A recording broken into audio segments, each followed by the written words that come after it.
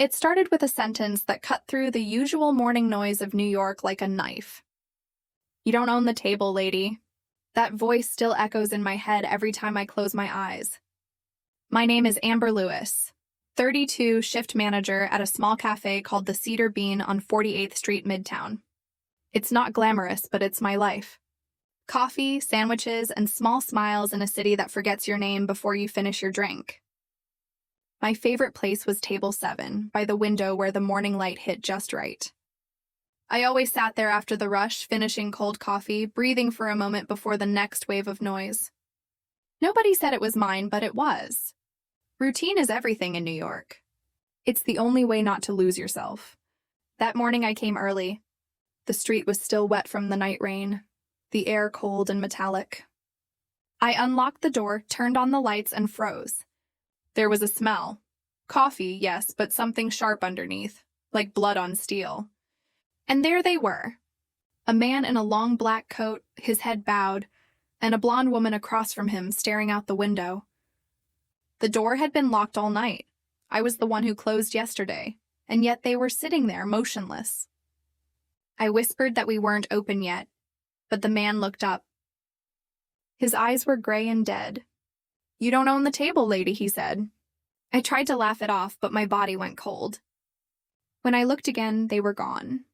Just 2 steaming cups and a small brass key between them, number 7 engraved on it. It was ice cold in my hand.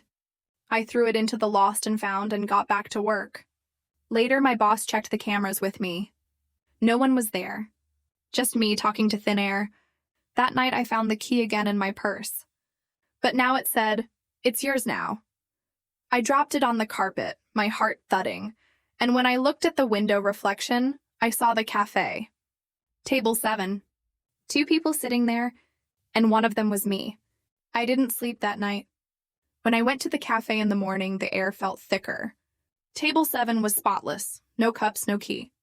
Ben, my barista, smiled and handed me a silver key. "You left this here yesterday," he said. It was warm, real, but when I checked the lost and found, the brass key was gone. Later, Ben joked maybe I'd served ghosts. Table 7 was cursed, he said, because of the fire 20 years ago next door. 2 people died in that fire, sitting right where Table 7 is now. I laughed it off, but the words stayed. That night, I couldn't leave. I crossed the alley to the old burned cafe. The door was chained shut. I don't know why I reached into my pocket, but the brass key was there. I swear I'd thrown it into the Hudson River, yet when I slid it into the padlock, it fit. The chain dropped, and I stepped inside. The air was heavy, cold.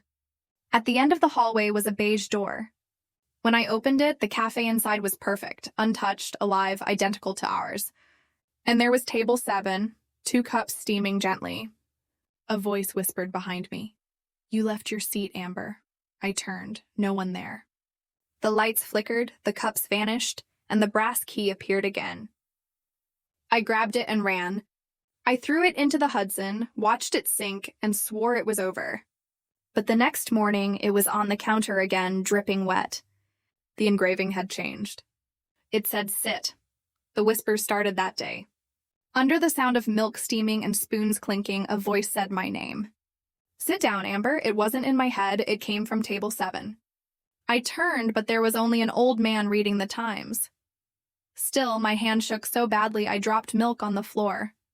The spill made a perfect ring, just like the old coffee stain that had been on Table 7 before I wiped it away. That night, I stayed late, sat at the table, one side in light, one in shadow. I looked at the window reflection. 2 cups of coffee steamed there, but only one sat in front of me. I felt air move beside me as if someone sat down. Under the table, the brass key lay gleaming. It had new letters now, 6:59, the time I'd first seen them.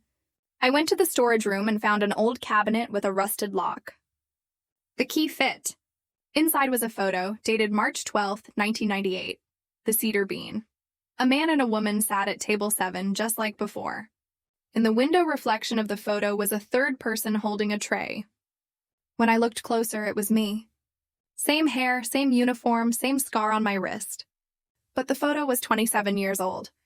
I dropped it, backed away, and saw 3 shapes behind me in the reflection of the espresso machine. 2 side by side, one holding a tray. The next morning, I told myself I was done, but my body moved on its own like it had accepted something my mind hadn't. The street outside looked too quiet. The city too normal, as if pretending nothing had happened would make it true. When I unlocked the door, the smell of coffee and metal mixed in the air again. Table 7 was waiting, the chairs angled as if someone had been sitting there. By noon, the whispers returned, no longer a single voice but 2, weaving through the noise of conversation and the hiss of steam. They called my name softly, told me they only wanted to finish their coffee. My hand shook, the cup shattered, and when I bent to clean it, the brass key was there again among the shards with new words carved into it. Bring us back. I laughed at nothing, pretended nothing was wrong, but that night I searched online. The Cedar Bean Fire, 1998. 2 dead, Michael Reed and Laura Kent, a couple who came every morning, always sitting by the window. When the fire broke out, everyone escaped except them. They were found sitting side by side, untouched by panic, as if they hadn't noticed the flames. I stared at their names, then saw movement behind me in the laptop screen. 2 faint shapes. When I turned, nothing, just table 7, but the smell of smoke thickened, and in the reflection of the glass, 2 cups steamed again. A man's voice said I was in their seat. A woman said they didn't want me scared, they just wanted to finish their coffee. The lights flickered, the air grew heavy, and the brass key appeared on the table again. I grabbed my coat and ran into the alley to the old burned cafe. The padlock was gone. The door opened easily like it had been waiting. Inside, the air was ice and dust. The same hallway, the same beige door at the end. I opened it, and once again I was in that perfect version of the cafe, untouched by time. The couple sat at table 7, eyes pale but faces kind as if they knew me. The man said they'd waited long enough, and flames began to rise around them. They didn't move. They just watched me as everything turned to smoke and fire, and then it all went dark. When I opened my eyes, I was standing behind the counter of the Cedar Bean. Morning sunlight, the clock ticking 6:59, Ben greeting me like always. For a second, I thought it was just a dream until I noticed my reflection in the window wasn't moving. She smiled, placed the brass key on the table, and said, "Sit down," though her lips never moved. I refused, whispered no, but she tilted her head and the key appeared on the table in front of me. I screamed, coffee splashed, Ben asked what happened, and I lied. That night, I dreamed of the other cafe, the one on fire, but it wasn't burning this time. The couple sat quietly, watching me, and behind the counter someone moved, wiping the counter, pouring coffee. When she turned, it was me. She smiled and said it was my turn now. I woke in my bed drenched in sweat, the smell of smoke still lingering, and on my nightstand, where my phone should have been, lay the brass key. The next morning, I tried to leave New York. I packed my things, locked my apartment, but when I stepped outside, something felt wrong. The light was too still. The people moved like shadows, silent and blurred, as if I were the only real thing left. I turned the corner and saw the Cedar Bean, bright and open, full of people. Ben was laughing behind the counter. I ran toward the window, but then I saw her, me, behind the counter, wearing my apron, smiling, pouring coffee. My heart stopped.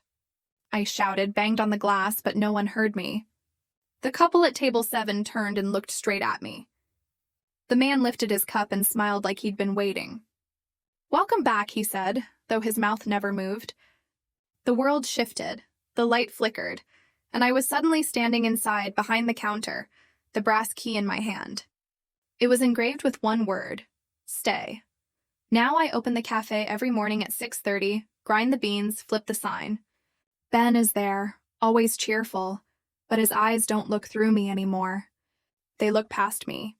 At 6:59, the door chime rings and the couple enters. They sit at table 7 and I bring them coffee. 2 cups for them, 1 for me. We sit together in silence as the city outside wakes up. The light through the window never changes.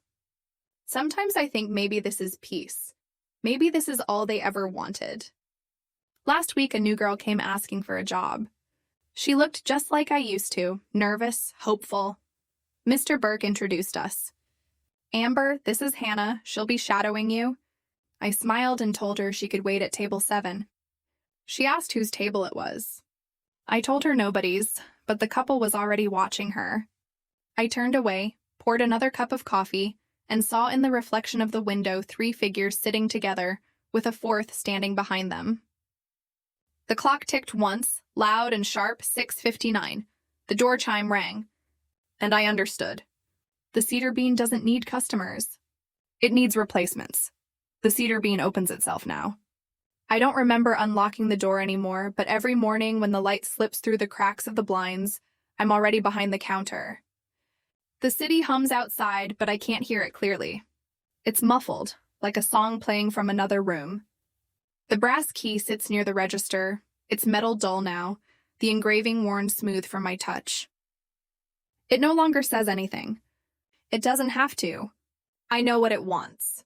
Sometimes I think about the first time I saw them, the man, the woman, the empty eyes. I used to wonder why they chose me. Maybe I was too curious. Maybe I stayed too long. Maybe I loved this place too much to ever leave. I can't tell anymore. The days bleed into each other, every morning, 6:59, every cup poured, every breath the same. The couple still comes, always together, always silent, and I bring them their coffee. We never look at each other directly, but I can feel their presence, like the heat from a candle that never burns out. Ben still greets me, his smile exactly as I remember, but something in his eyes is different now, almost empty, as if he's started to understand. Some nights, when the world outside grows quiet and the last customer leaves, I sit at table 7 and close my eyes. I can hear the city breathing, the faint hum of traffic, and underneath it all, the whisper of voices, soft, endless, like the rustle of pages in a book that never closes. They tell me stories of people who came before, of baristas who smiled too long, of customers who never noticed the shift when the reflection in the window stopped matching their movements. Sometimes when I wipe down the counter, I catch glimpses of them in the espresso machine's metal sheen. They're watching me, patient and calm, as if waiting for me to finally understand that I'm one of them now. This morning, the new girl came back. Hannah. She looks tired, her hands trembling a little as she sets down her bag. She smiles at me, unsure the way I used to. Mr. Burke tells her she's opening tomorrow, says she's a quick learner. I nod and tell her she'll do great. The clock reads 6:59. The couple walks in. Hannah laughs softly, says they're regulars, then asks me if they ever order anything different. I tell her no, they always take the same table, the same cups. She nods, scribbles something on her notepad, and I feel a strange pull, a slow sinking feeling in my chest, like the moment before falling asleep. When I blink, the light in the cafe changes. It's dimmer now, golden, heavy. The sound of the city outside fades into nothing. Hannah turns to me, smiling, but her reflection in the window isn't smiling back. I feel the air grow colder, the faint scent of smoke slipping through the vents. I reach for the counter, but my hand goes right through it like mist. The couple looks at me and then at Hannah. I understand what's happening, but I can't stop it. This is how it always begins. Hannah's reflection starts to move on its own, slowly turning its head toward me, lips parting in a silent whisper. The brass key lies on the table again, glinting faintly in the dim light, though no one remembers bringing it there. The clock ticks once more, sharp and final. 6:59, the door chime rings. The day begins again,